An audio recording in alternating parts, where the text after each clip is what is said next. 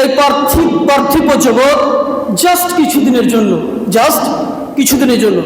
কখন কার মৃত্যুর ডাক চলে আসবে এটা আমাদের আয়ত্তে না, এটা আমাদের ইলমে নাই, তবে এটা নির্ধারিত, কথা বুঝবেন।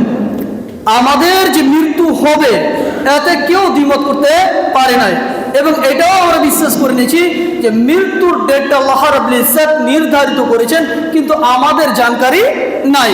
তার কারণ দেখেন, আমাদেরই প্রতিবেশী গ্রাম নওদা পঞ্চায়েত থেকে আমরা সোশ্যাল মিডিয়ার মাধ্যমে হয়তো যারা ফেসবুক চালাচ্ছি কিংবা সোশ্যাল মিডিয়ার সঙ্গে মোটামুটি জড়িত আছি, তারা জানছি একজন বিশিষ্ট আলেমে দিন, তিনার নাম হচ্ছে সাফিকুল আলম।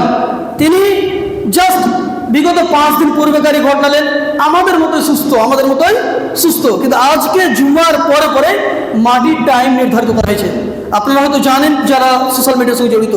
আমার বলার উদ্দেশ্য হচ্ছে, দেখেন যে মৃত্যুর ডাক যে কখনকার চলে আসবে এটা কেউ বলতে পারে নাই, তবে তার পূর্বে আমাদের সঠিক ব্যবস্থাপনা, সঠিক তৈরি এর প্রতি লক্ষ্য রাখতে হবে। এটা মনে রাখবেন যে ব্যক্তি আল্লাহ রাব্বুল ইজ্জতের ওহদানিয়ত, আল্লাহ রাব্বুল ইজ্জতকে মেনে নিয়েছে, কিন্তু শুধুমাত্র মুখে মেনে নেওয়া শুধুমাত্র এটাই যথেষ্ট না, বরঞ্চ আমাদেরকে কর্মে সেটা আমলে বাস্তবায়িত করতে হবে।